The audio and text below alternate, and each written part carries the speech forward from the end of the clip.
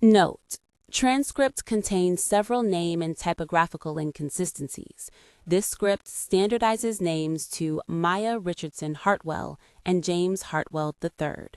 Harold Ashford is presented as longtime family counsel. Relationship indefinitive. "Daddy, please don't leave me." The words came out small and raw, swallowed by the steady beeping and the hiss of the oxygen that kept time with the room. Maya's fingers were cold against her father's knuckles. His skin felt like parchment under her palm. The scent of his old cologne, lavender and something woodsy, still in the crease of his jacket. A thin strip of sunlight fell across the white sheet, and for a second, everything in the room held its breath. James Hartwell III's eyes opened, slow as if surfacing from a long memory. They focused on her with the tenderness that had been a constant in her life, a look that could fold the worst day into something manageable. He lifted his hand, the movement small and deliberate, and pressed a single white envelope into Maya's palm. The paper trembled, an almost invisible pulse, and his fingertips slipped away. "Trust the plan," he said. The voice that had read bedtime stories, tied shoelaces, and stood in the rain until her bicycle wheels were okay again, now came out no louder than a rumor. Maya swallowed. She leaned closer, the hospital smells, antiseptic and lemon cleaner, filling her. Outside, a nurse pushed a cart. Inside, the monitor took another breath, then another. James's chest rose, fell, then stopped. The beep slid into a long tone, and then silence tightened like a fist. She sat there for a long time with the envelope in her hand, the paper warm from his palm. People later would say she looked like someone carved out of grief, eyes hollow, jaw set. But in that impossible quiet, she felt something else too, a fierce, small, indemnified focus that did not belong entirely to sorrow. Everything about the man who had given her everything had been practical. Even his tenderness had a method to it. He had taught her how to count her losses and how to count what mattered more.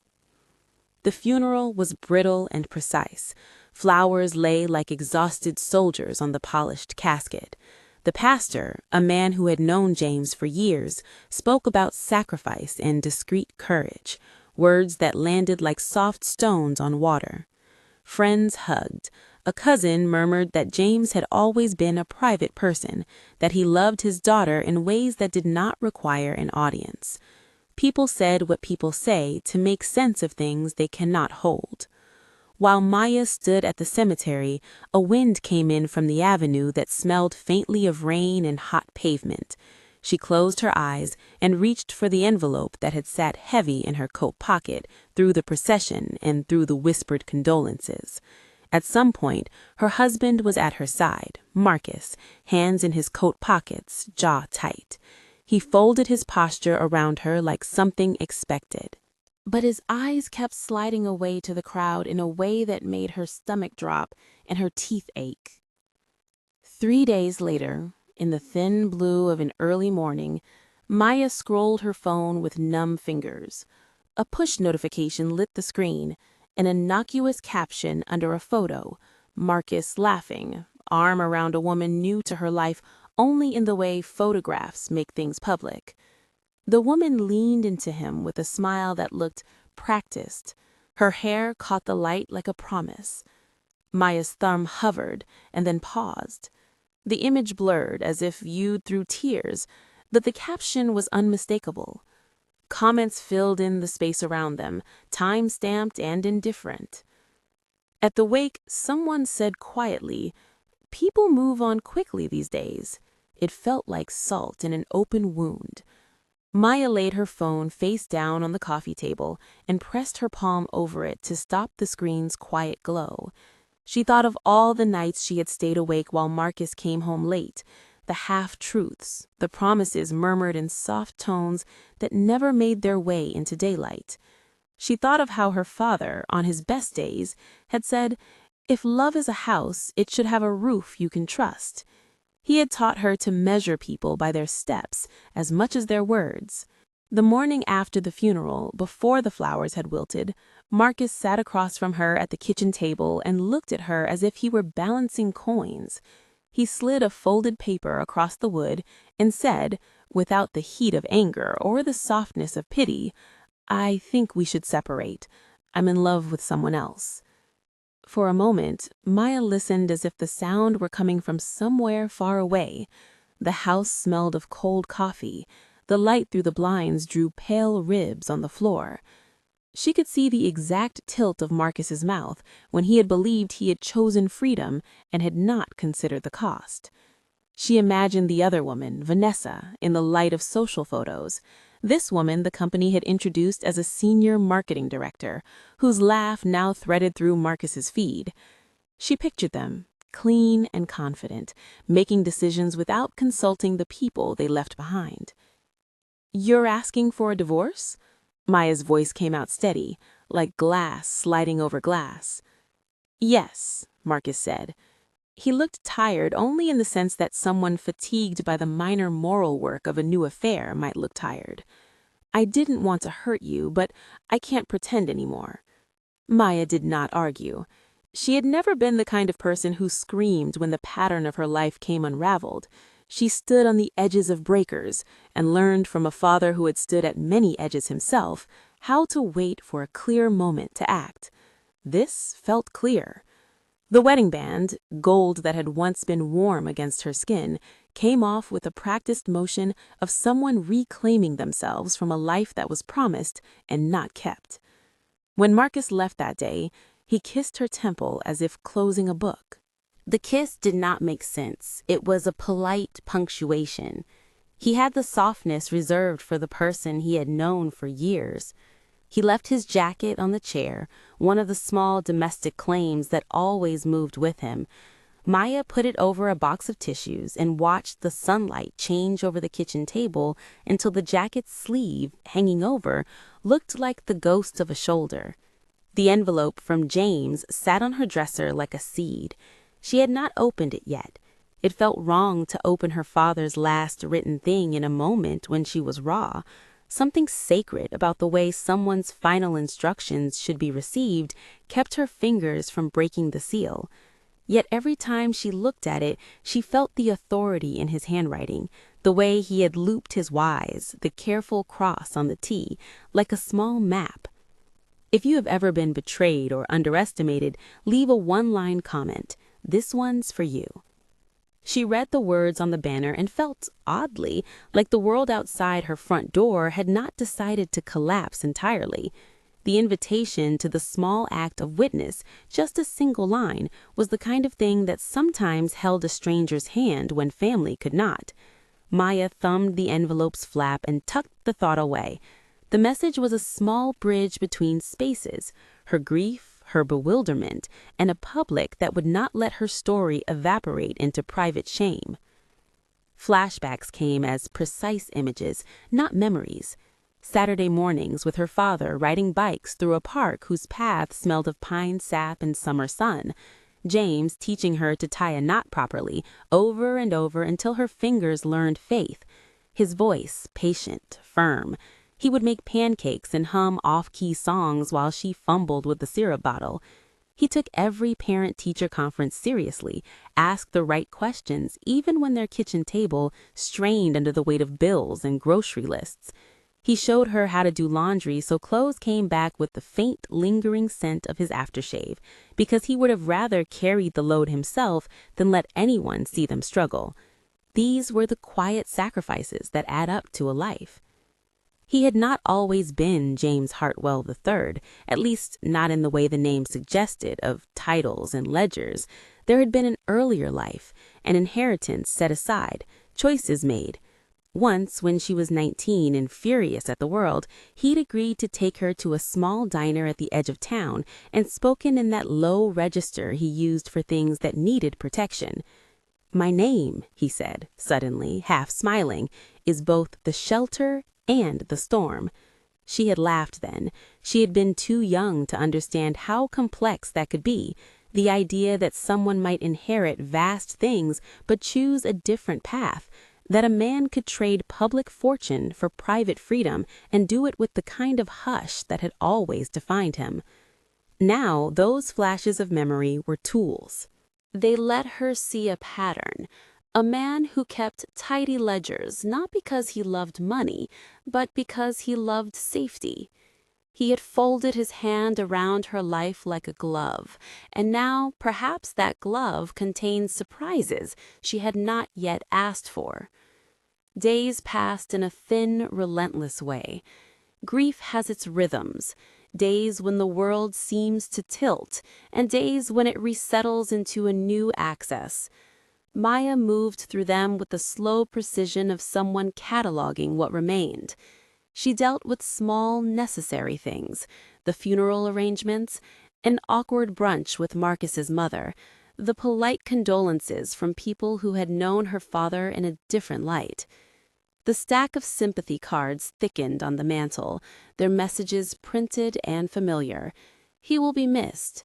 Your family is in our prayers." It was Harold Ashford who called 2 weeks after the funeral and asked if Maya would come by his office. Harold had been a quiet presence in the background of their lives for as long as she could remember, a man in a conservative suit with a voice that made room for her to speak. He was family counsel and trusted. In the way he said her name, Maya Richardson Hartwell, she could hear decades of careful planning. "I've been asked to help manage some things," Harold said, his words measured.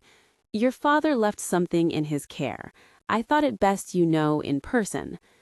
The office smelled faintly of old books and coffee. Sunlight striped across the rug. Harold placed a leather-bound folder on the desk between them. He had Patricia Whitmore's card tucked inside the folder, and under that, neat stacks of documents that looked both banal and enormous. Letters, a small safety deposit slip, and a key attached to a thin, white tag stamped with a simple clinical label, Box 1247. "Your father was deliberate," Harold said. "He asked that certain things be available to you at a time you could use them." Maya's fingers closed around the key as if it might tell her what had been kept. She ran her thumb over the stamped number on the tag, Box 1247. It was an ordinary combination of numbers that suddenly had gravity. Harold's eyes were steady.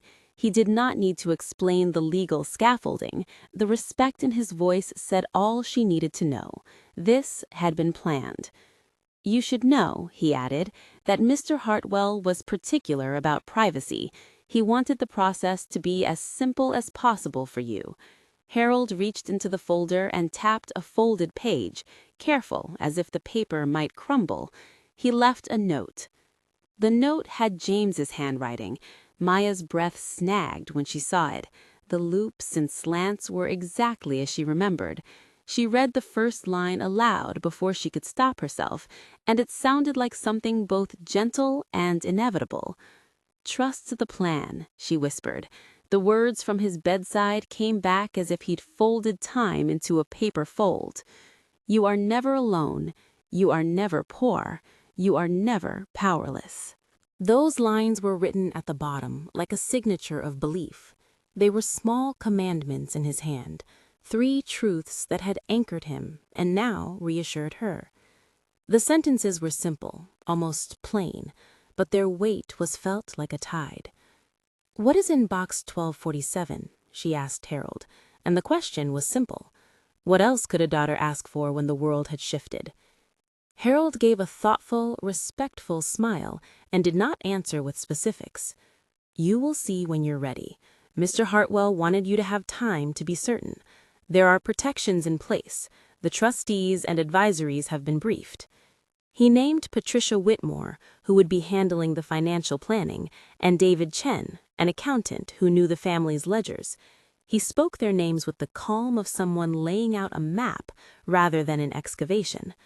Marcus's name hung like a question in the room. Harold's mouth did not move toward it. When Maya left Harold's office, the key burned like a coal in her palm. She walked slow, feet finding the parts of her she had not yet tended. The city outside seemed indifferent. Delivery trucks, coffee carts, a woman with a stroller hustling in spring air. She thought of Marcus's folded paper, his cup of coffee now cold on the counter, and the jacket lying over a box of tissues. She thought of Naomi, her child, quick with a laugh though still tucked inside her, whose small life depended on a mother who would soon have to decide what to do with whatever her father had left her. The bank was an old building, a place that smelled like polished wood and the faint mineral edge of air-conditioned vaults. The teller's station looked bland and ordinary. The vault doors at the end of the corridor were a small universe, heavy and humming with the quiet persistence of machinery. A security guard nodded as they passed. No one looked away in a way that made the heart race. The world knows how to handle money. Maya signed her name as if signing a receipt for her life. There was a small room, just a leather chair and a metal drawer, and a bank employee who wore his professionalism like a shield. The key, labeled Box 1247, clicked into place with a sound like a secret swinging open. Inside, under a dusting of neutral paper, lay a small pile of documents bound with a humble rubber band, a thin envelope, and a ledger book with a name that made her chest lurch: James Hartwell III. There were official-looking statements and a certificate folded in heavy paper. There was a key to another box, and then a worn photograph, the man in the photo, younger and clean-shaven, standing beside a woman whose laugh crinkled at the corners. She had only seen this man as the father who had taught her to tie knots. The photograph suggested another life, a life that had been both surrendered and preserved. Maya kept her hands on the documents, feeling the cold of the metal edge against her fingertips. Harold's voice had been clear about discretion. Patricia Whitmore's business card sat on top of the folder like a promise that someone sensible would help translate all this guard speak into something she could use.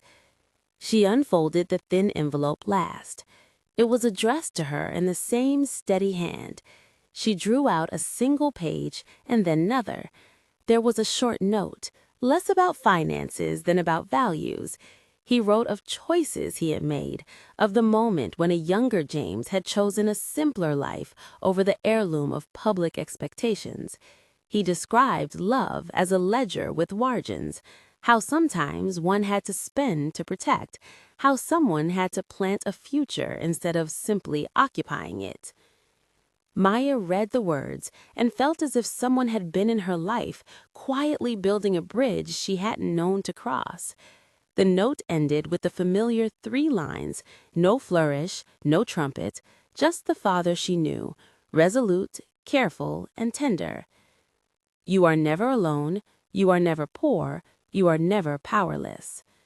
She let the sheet fall back into the envelope and sat for a long time in the small, sterile room, the sound of footsteps in the corridor threading through her. There was a steadiness that came with the discovery of a plan. It did not erase the pain, it did not make the betrayal by Marcus less cutting, but it shifted the horizon from one of immediate loss to the possibility of an intentional response. She could mourn and also act. She could fold what she had been given into something larger than herself. Outside the bank, the sky had the washed look of late afternoon. On her way home, Maya paused at a florist and picked stems without thinking. White roses, their petals still edged in the kind of dew that made her think of funerals and weddings and all the times life braided joy to sorrow. She placed them in a vase at the kitchen table and watched as the sunlight made their stems emerald. That night, Marcus returned for a last conversation, or perhaps he thought it a courtesy. He stood at the doorway, hands empty. He spoke the words of regret and the familiar cadences of someone apologizing to a woman who had been more patient than most. Maya listened. She did not let him see how many pages she had tucked into a drawer, how many numbers and names waited like quiet soldiers. She did not tell him then that a trust existed in a legal vault that had been designed to protect a child she carried. She did not ask for explanations he did not have the moral currency to give. When he left, the jacket, his jacket, still lay folded over the box of tissues. Maya carried her father's envelope from the drawer and lay it on the table beside the vase of white roses. Naomi inside her moved, a little kick like a punctuation mark. Maya pressed the heel of her palm to her abdomen and felt against the smallness of the domestic scene a sudden surge of ferocity. Her father had given her more than money, he had given her preparedness. And she intended to use it the way he would have wanted. There were calls to make. Harold, Patricia Whitmore, David Chen, all three names forming a net she had not known how to weave before. She made the calls with a voice steady enough to surprise herself. Arrangements would be made. A foundation would need a name, perhaps, and a purpose. The documents were not only ledgers, they were seeds. She felt the thrill of that possibility prick at the edges of her grief, to turn private protection into public good. Maya slept finally, in a bed that smelled faintly of lemon cleaner and the last of her father's cologne in the collar of his jacket, which she could not bring herself to put away. In the hours when the house was quietest, she thought of the small aesthetic her father had insisted upon. No grand unveilings, no loud claims. He had believed in steady work. He had believed that dignity could be a strategy. The next morning, a message arrived in the shaky early light. Marcus had posted another photo. Comments poured beneath it like rainwater down a window. The woman in the photo wrote something small and triumphant, as if making a shelf for her new life. Maya felt none of the childish need to retaliate. A narrower, more precise hunger moved through her, to be the person her daughter would need, to be the woman her father had believed she could be. She drove to Harold's office again. They sat across from each other at the same desk, maps of possibilities spread like creases across paper. Patricia Whitmore had arrived, efficient and kind, with a portfolio that smelled faintly of new paper. David Chen, meticulous and steady, brought numbers that were not threats, but tools.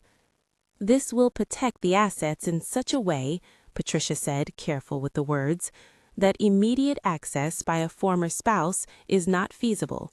She kept the explanation plain, avoiding legalese.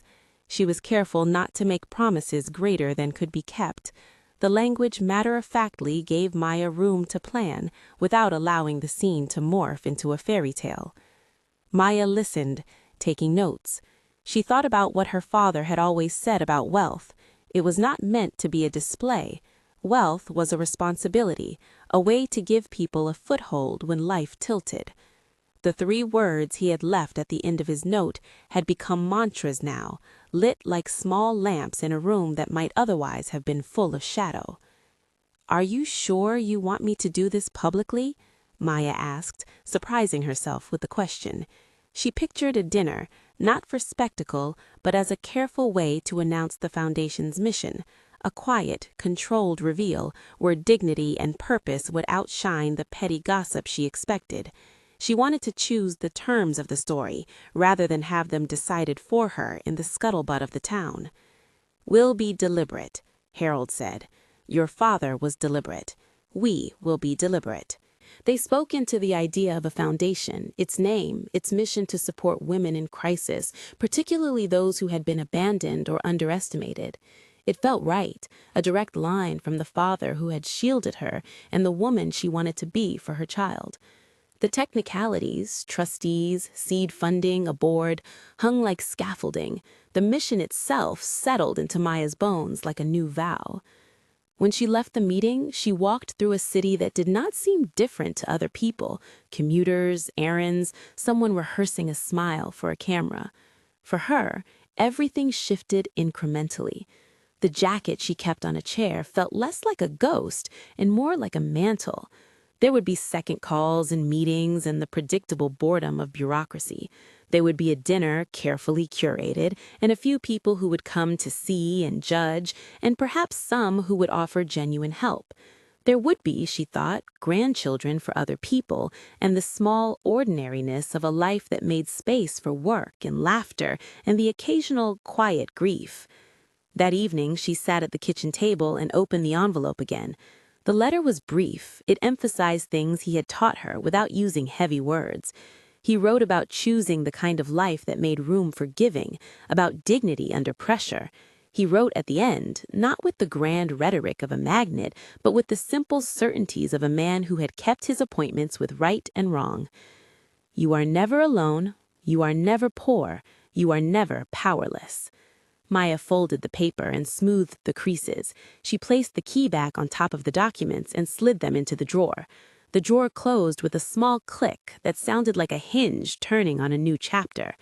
Outside, a car passed, and the sound of tires on wet pavement soothed and then left. Inside, Maya felt the old shape of her life loosen and a new shape begin to set, something that would take effort to mold.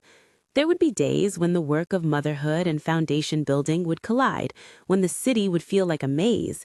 There would be nights when the absence of the man who had left would be a sharp, clean ache. She thought of Marcus, of Vanessa, maybe sitting somewhere where the light made their hair look like someone else's promise. She did not want their ruin. She wanted a life so full and so generous that their choices would simply not matter. She wanted Naomi to grow up with the knowledge that a mother could be both tender and fierce, that protection could be planned, and that dignity could be an act of power. When the knock came at the door late that night, she already knew how she would answer. It was Harold, hat in hand, a look of something like regret and something like resolve on his face. There's more to go through. Mr. Hartwell arranged things very carefully. There are trustees who will need to be appointed. Patricia and David are ready. But you should know, your father left particular instructions about how and when certain things could be disclosed. He wanted discretion, but he also wanted purpose. Maya nodded. In the dark of her kitchen, with the white roses in their vase, and the envelope tucked inside the drawer like a sleeping animal, she felt the small, steady bloom of a plan unfurling. She thought of the dinner she would plan, a careful room where she would speak of work and rescue and legacy, where she would stand with her chin up and speak not from the place of woundedness, but from the place of stewardship. There would be time for all the sentences to be read aloud. There would be time for the public to learn what had been privately decided. There would be time for Marcus to see, perhaps in a gala programs or a page in a society column, that the life he had left behind had been rebuilt into something more than a wound. For now, though, the papers waited in her drawer. The key sat on top of them, and the 3 lines at the bottom of her father's note sat like a small, steady lighthouse. She made herself a simple cup of tea, the way James used to boil water and say that steam could carry away the worst of a day, and she sat at the kitchen table with her hands wrapped around the mug, feeling the heat seep into her palms. Naomi kicked, a small, insistent reminder that time moved on, and that even in the middle of losing and remaking, someone new was arriving into the world. Maya closed her eyes and let herself imagine the kind of life she wanted for her child, one not shielded from difficulty, but one armored with the quiet resources, love, education, community, that make hard things bearable. She thought of the dinner she would hold, of speeches and careful phrases that would not gloat but would assert. She thought of the women who would come through the foundation's doors, eyes wide with fear and a need for the same kind of practical miracle her father had engineered, a ladder. She thought of the possibility that the greatest revenge she could take on betrayal was to create something that outlived the smallness of those who had chosen convenience over commitment. When she finally went to bed, the house was wrapped in the slow exhale of night. The jacket on the chair caught the moonlight like a faint promise. The envelope lay under the drawer's lip, and in it the first hints of a life her father had arranged to protect. She slept with one hand over her belly and the other curled around the letter's ghost, a daughter with a plan who had learned to be both mourner and architect. Outside, the city breathed and kept its secrets.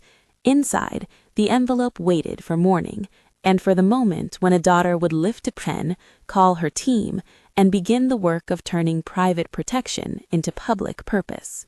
Maya woke the next morning with the city still wet from last night's rain. The scent of lemon cleaner lingered in the linen like a promise. She brewed coffee, black as her father had liked it, and lined up the names of people she'd call. The work of turning an inheritance into a mission felt less like paperwork and more like learning a language she had not been taught.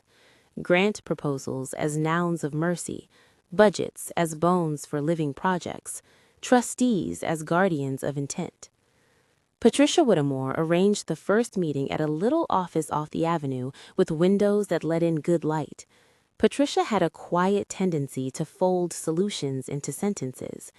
David Chen wore the neat look of someone who trusted numbers the way other people trusted prayers. Harold sat in the corner with his hands folded like a man used to watching a plan become real. "We'll seed the foundation with these assets," Patricia said, tapping the folder as if willing the paper to transform. "We'll keep the operational structure lean. You'll be the face, but you'll have a team." Maya listened and imagined a room with a small desk where a single woman took an appointment and left feeling she had options. She pictured Naomi years from now, how she might run her fingers through a brochure and see a program whose beginnings began in a kitchen, in a hospital room, under a father's folded hand. They set a date for the dinner months out. It would be an afternoon into evening event, modest, carefully curated, with women who had been through storms and those who wanted to help build ladders. Maya insisted on lists of community organizations, survivors of abuse, single mothers. She wanted the seed money to flow into people who had been tested by life and had not yet been given the tools to stand. Preparations were methodical. Invitations went out. A caterer whose name suggested domestic warmth was chosen. The space, a bricked hall with high windows, was draped simply, in linen and soft light. Press inquiries were politely deferred. The aim was not spectacle, but clarity of purpose. Maya wanted to tell the story herself, slowly and without rancor. Marcus and Vanessa received invitations like everyone else. Marcus ignored his mail for a week, then accepted in a way that suggested curiosity more than contrition. Vanessa RSVP'd with a brief, "Looking forward to seeing you," and a smiley emoji beneath. People are fragile things. Sometimes they arrange their words like armor. Maya rehearsed her speech the way a woman learns to steady her hands, by practicing small, exact movements. She did not rehearse humiliation into the talk. She rehearsed gratitude. She rehearsed naming need. She rehearsed not making the event about Marcus or Vanessa, but about a work that could shelter others. She found herself thinking often of the photograph from box 1247, the younger James with a woman at his side. It had become a private icon of choices made, of living smaller publicly to build larger privately. She taped a copy of it inside the notebook she used for the foundation plan, and on days when fear felt like something heavy in her chest, she would glance at that small image and remember how quietly her father had worked. Time moved in its precise ways. Naomi grew within her, manifesting small rhythms, a roll at morning light, a hiccup like someone practicing applause. Maya's body and the work of forming the foundation became twin projects, each requiring a steady hand and a willingness to be present where things were delicate. There were moments of ordinary cruelty. Marcus began a slow campaign of passive-aggressive messages, a request for certain marital items, a text asking if she'd seen a photograph of him on a work trip, an obtuse compliment that read like an offered apology. Maya answered with economy. There was no public sparring. The divorce papers were signed in neutral rooms, with pens that clicked on polished tables. When the judge signed, the moment felt like the end of an equation, legally neat, emotionally messy. Vanessa, by contrast, maintained a social glow. Her posts gathered comments about her career and travel. Maya saw them only in passing, snatches of a life that had been chosen in daylight rather than built in the quiet. She did not check obsessively. She did not live in the small world of what if. Her energy bent toward growth. Work felt like a rope she could climb on bad days. The press finally noticed whispers around the foundation. It started as a small piece in a local paper, an item that called attention to an anonymous seed donation to women's services. A brief comment in a community newsletter mentioned a Hartwell gift. A society columnist emailed Patricia, asking if there would be a public reveal. Patricia replied plainly that a small event was planned and that any further comment would come from Maya. On the morning of the dinner, Maya dressed in something simple and thoughtful, a dark dress with a line at the neck that suggested seriousness without spectacle, her hair pinned back in a way that felt practical. Naomi kicked hard that afternoon, as if offering a benediction. Maya felt suddenly full of a quiet, fierce joy that had nothing to do with plenitude and everything to do with the rightness of an appointed purpose. The hall filled with faces that had been through storms, women with steadied hands and eyes that had learned to read danger. There were representatives from local shelters, counselors, and donors who had been quietly following the foundation's registration paperwork. The room smelled of coffee and lemon. Lights were soft. The program was short. Every minute felt deliberate. Maya spoke last. She had written her remarks like a letter, the way her father used to write in neat script to preserve clarity. She stood at the podium, looked down at the room, and felt her father's hand in the impression he had left behind: method, kindness, resolve. "I named the foundation for shelter and small things," she said, "because the first shelter I knew was a kitchen table and a man who taught me to tie knots." Her voice was steady. She did not mention Marcus or Vanessa by name. She did not have to. She told, plainly, without melodrama, about the idea that inspired the foundation to offer short-term housing, counseling, childcare grants, job readiness workshops. The crowd listened with the attentiveness that those who remember hunger extend to people who have solved it for others. Then she made the choice to tell a piece of her own story. She spoke of a father who had chosen a quieter life to ensure safety, and of the way small acts of foresight can shelter the next generation. She explained that the initial funding came from the estate her father had quietly protected in ways intended to keep the money useful and steady. A hush gathered around the room like a soft cloth. Cameras recorded, but the aim felt less like exposure and more like witness. Marcus and Vanessa were seated near the back. Marcus glanced at the program and tried a polite, guarded smile. Vanessa's face was composed, practiced. Maya did not aim to shame, she spoke of dignity. She read a few lines from her father's note, the careful loops of the handwriting folded into speech, and left the 3 phrases at the close like a benediction. You are never alone, you are never poor, you are never powerless. Those words moved through the room like light. Some people wiped their eyes, others nodded. For Maya, speaking them aloud felt like closing a loop. The lesson given at a bedside had become a promise lived publicly for the first time. After the formal remarks, she invited a short panel, women who had been through the programs she hoped to fund. They told stories that were small in bureaucratic scale, but immense in human consequence. A woman who had escaped an abusive relationship and later enrolled in a nursing program. A single father who had found childcare support that let him keep a steady job. People leaned forward as if hearing secrets of survival. When the Q&A opened, a reporter asked a sharp question about governance and the mechanisms that would prevent the foundation from becoming a billboard for a personal saga. Maya answered matter-of-factly. Structure would be overseen by trustees, transparency would be practiced, the aim would be service. She spoke about accountability the way someone might speak about loaves and fishes, practical, careful, unflashy. In the back row, Marcus's phone buzzed. He rose early and left with the pretense of a phone call. Vanessa followed him, carrying her own composed expression. Outside, the street hummed, traffic moving through the evening like an indifferent river. The parking garage was a gray place of fluorescent light and cleaned concrete, with the smell of oil and cold metal. Marcus and Vanessa walked quickly toward a waiting car.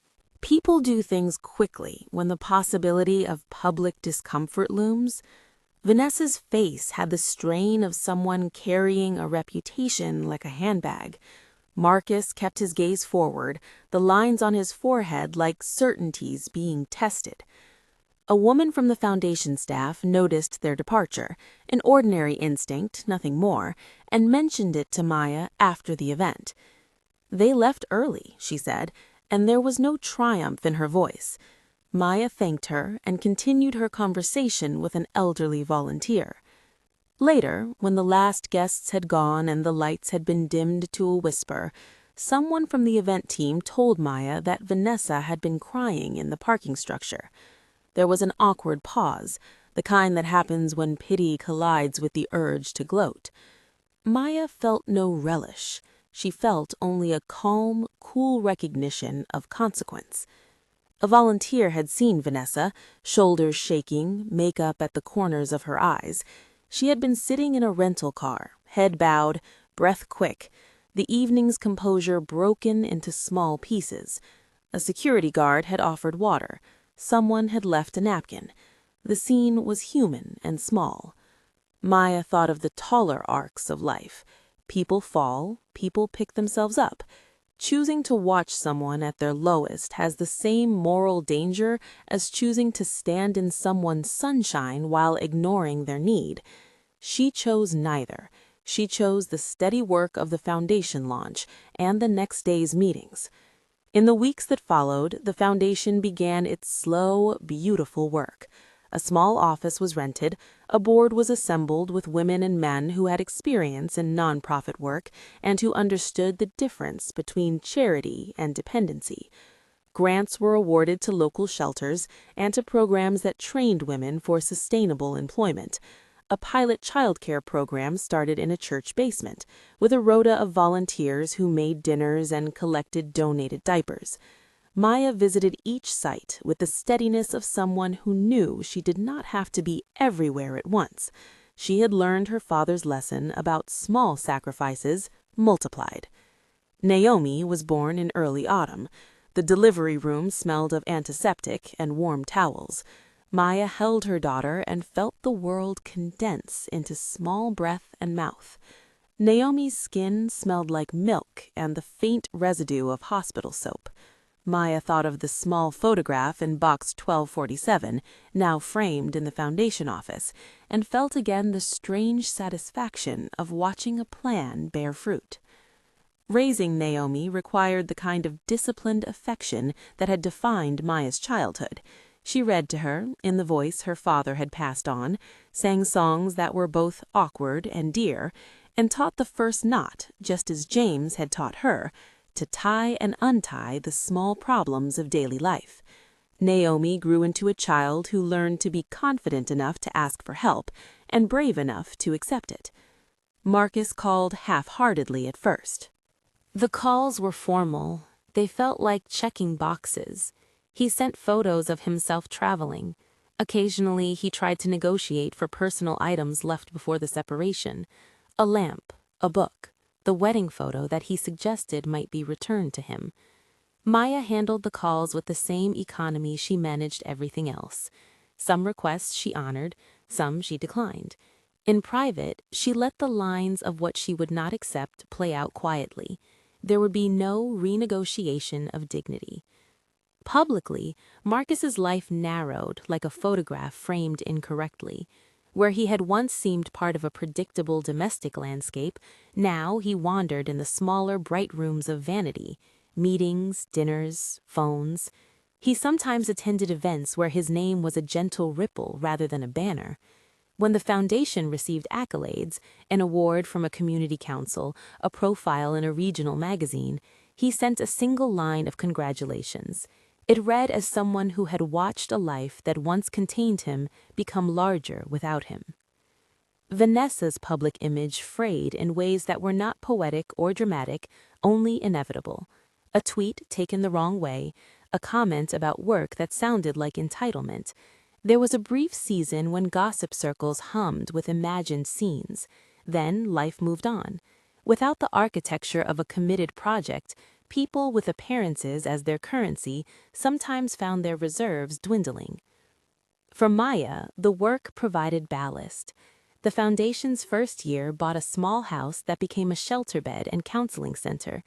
A story reached her about a woman who had been able to keep her kids in school because the foundation had paid for a short-term rent. Another woman completed a certification and later wrote a note about teaching her children the dignity of a steady day. Each letter was a small story of restoration. Each smile was a quiet answer to the betrayal she had suffered. There were choices not to be made. Maya chose not to parade the details of the divorce. She chose not to turn the evening of betrayal into content. She wanted her daughter to grow in a world where dignity could be recovered, not purchased as a spectacle. She refused to give energy to the small cruelties. Her revenge, if she thought of it at all as revenge, was not to break people, but to outbuild them, to make something durable and kind. Years passed like this, in an even, sensible rhythm. Naomi learned to speak in sentences that sounded like pleas for truth. She asked about her grandfather as if he were a North Star. "Did Grandpa plan this?" she asked once, small hands on a book. He did what fathers do sometimes. He kept a plan so people could have a step when they needed it. Naomi grew into a child who saw generosity as ordinary. She learned to sweep the floors of the shelter and to read to the toddlers. She learned the names of donors as simple facts and the names of clients as stories to be honored. Each letter was a small story of restoration. Each smile was a quiet answer to the betrayal she had suffered. The foundation's reach widened. Partners invited them into larger collaborations. Municipal leaders began to consult on policy. Small grants turned lives from precarious to predictable. Marcus watched from a distance. He retained some professional contacts and a social circle, but the particular intimacy he had known with Maya was over. There were moments when he tried to speak, like a man fumbling for a lost phrase, and offered casual condolences. Once, at a museum, their paths crossed. They exchanged a nod, the kind that once had held tenderness and nodded away from the past. Marcus had a life that fit him now. It was not the life he had once imagined when he signed plates and promised forever. He felt regret in ways that did not move him to action. It was a private ache he kept folded away. He lived with the consequence of a choice he had made under the illusion that what he left would melt into insignificance. Vanessa moved on too, eventually. It is a humane thing to say. People are allowed to change, to stumble, to learn. She moved cities for work, dates, and small projects. She did her best to build a life of meaning. Sometimes people are the architects of their own undoing. Sometimes they are survivors who learn along the way. Maya watched without relish. There were public moments that marked the foundation's growth. A ribbon cutting opened the first permanent shelter. Naomi, at 7, stood on the steps with a ribbon in her small hands and blurted into the microphone that she liked biscuits. People laughed and then cried because small things like biscuits can ground the colossal work. Photographs were taken, funds were pledged, volunteers offered time with a steady rhythm. The foundation published an annual report that read like a ledger of second chances. Numbers and names that pointed to lives shifted. At night, when the work was done and Naomi slept and the office quieted, Maya sometimes took out the old envelope from box 1247. The paper had frayed at the edges. The 3 lines her father had written sat inside like an incantation blessed into the margins of a life. She read them slowly, tasting the exactness of each word. You are never alone. You are never poor. You are never powerless. They had been true for her in the particular way he had made them true, through planning, through love, through foresight, and she saw them now as a charge to pass on. People asked her in interviews what she would say to someone betrayed and abandoned. She did not give platitudes. She spoke of practicalities, of the need to make a plan, to find counsel, to construct support networks. But she also spoke of the invisible resources that are hard to quantify: steadiness, the courage to choose dignity, the refusal to answer harm with harm. Forgiveness, to her, felt less like an absolution and more like a release. She chose to let go of the small, hard stones that weighted her heart. She forgave the men for their failure, mostly by failing to waste herself on them. She forgave to keep space for Naomi's childhood to flourish, for other women's lives to be rebuilt, for the foundation to do its quiet work. Harold remained a constant, though his steps slowed with a grace that aging grants.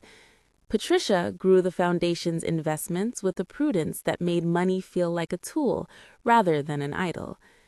David tracked metrics in spreadsheets that read like modern psalms: outcomes, recidivism reductions, job placement rates. Each piece fit into the frame her father had likely imagined when he arranged the trust, not a handout, but a hand up. One evening, years after the funeral, Maya found herself walking in a park where she had once ridden bikes as a child with James. The path smelled of pine sap and the distant tang of river water. Naomi ran ahead, small ponytail bouncing. People passed, some with dogs, some with coffee, some with their own small headaches. Maya felt a kind of contentment that was not the same as joy, but it was a deep, steady satisfaction that comes from seeing plan become practice. She thought of the envelope and how strangely the future had been folded into paper so casually. She thought of moments that had seemed like endings, but were, in fact, bendings, changes in trajectory rather than the end of something essential. She had been forced into a new life, not chosen in the way many choose a career or an apartment, but chosen by necessity. That new life had saved her, not by giving her everything she wanted, but by giving her the space to define what mattered. Sometimes Marcus called with a tentative voice that suggested shared history rather than desire. Once he asked if they could have coffee. He said it with an awkward gentleness that had been missing when he had left. Maya agreed once and met him in a neutral cafe with a counter full of pastries and a light that softened everyone. He spoke of his mistakes in half phrases, of choices that had seemed right until they weren't, of the loneliness that had pursued him despite the brightness he'd accrued. He spoke in a way that asked for a softening she wasn't obligated to offer. Maya listened. She gave him the basic human courtesy of a conversation between people who had once known each other deeply and now knew each other in new, separate ways. "I'm not asking for anything," he said, not quite looking at her. "I just wanted to tell you I'm sorry." Maya folded that apology into the space it deserved. "I accept your apology," she said, "but not your expectation." It was a small line, precise as a stitch. "We all have to live with the consequences of our choices." He nodded, as if that were a truth he had been slowly learning. He left with no demands. In that room there was no villainy, only the consequences of an ordinary, flawed human life.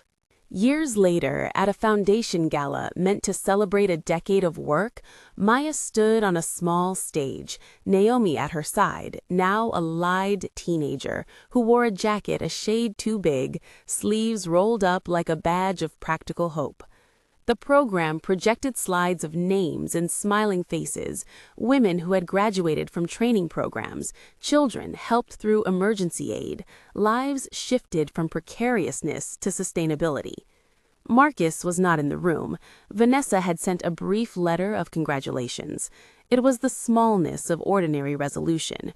In the crowd sat people who had once been skeptical and now were quietly converted to the idea that steady giving can change systems over time.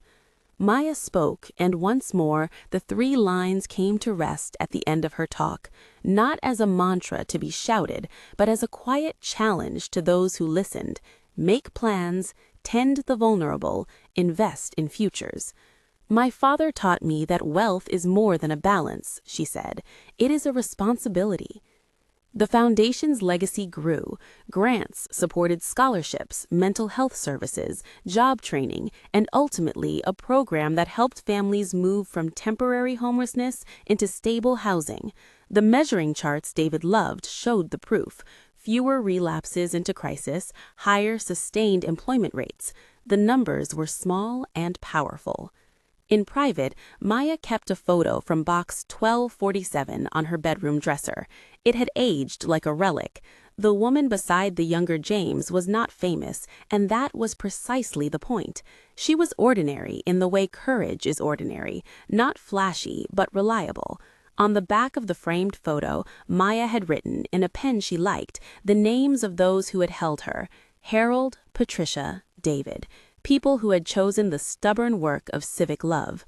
Once, when Naomi was old enough to ask hard questions, she came to her mother with the wide-eyed curiosity of youth. "Did Grandpa hide the money?" she asked, as if treasure had been squirreled away under floorboards. Maya laughed softly, the sound caught between a choked memory and a bright present. "He didn't hide it," she said. "He protected it so it could help people who needed help. He trusted that we would use it to keep others safe." Naomi considered the concept, protection as an action, and then said, with the blunt morality children sometimes possess, "So he was smart." "He was," Maya said. "He was also kind." That kindness became the compass of their lives. They taught Naomi how to give without attention, how to offer help without expectation of praise. These lessons were taught by example at the shelter and in weekend volunteer teams. They were taught also in small kitchen moments, like the night they made soup for a woman starting a new job, and then sat at the sink together to wash dishes and discuss budgets the way parents discuss homework. Every so often, a note arrived from someone who had been helped. One woman wrote that she had kept her children because the foundation had given her childcare while she went to school.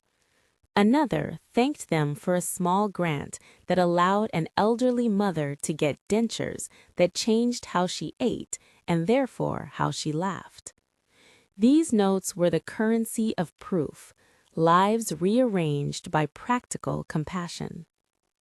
Maya grew in ways her father had perhaps hoped for, not simply in wealth, but in a competence and calm that made crises less consuming.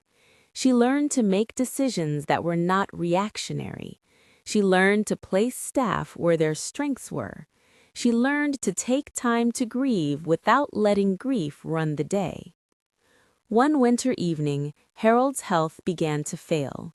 The man who'd been a quiet force at every turn visited Maya in the hospital, where she and Naomi came to say goodbye. He held Maya's hand with the same care he showed when placing documents on a table. He smiled with the tired satisfaction of someone whose life's work had been to make sure things went the way they ought. "You've done something good with this," Harold whispered. He would be proud. Maya pressed his hand like a small promise. "He taught me how to be careful with love," she said.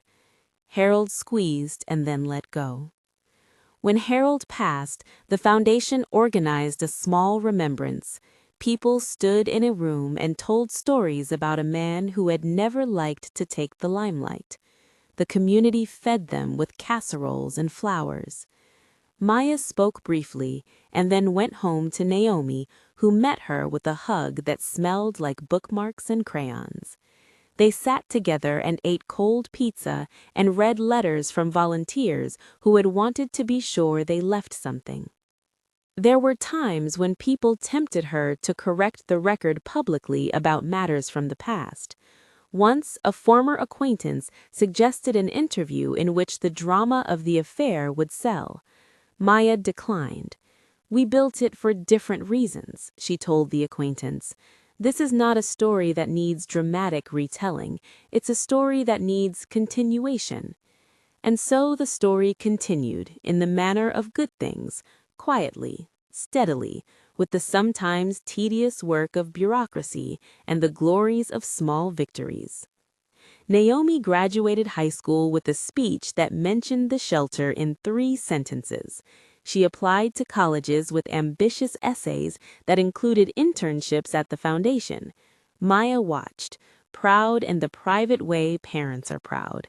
Tears hidden behind phone screens, applause restrained to avoid embarrassing the child. Marcus remarried years later. It was a plain ceremony, attended by a small circle. He sent a brief note to Maya out of courtesy. She replied in a sentence that read like a ledger, "Wishing you well." The exchange felt less like closure and more like a final, quiet bookkeeping, debts acknowledged, not owed. Vanessa, too, found a quieter life somewhere else. She volunteered at a community center for a time and then took a job abroad.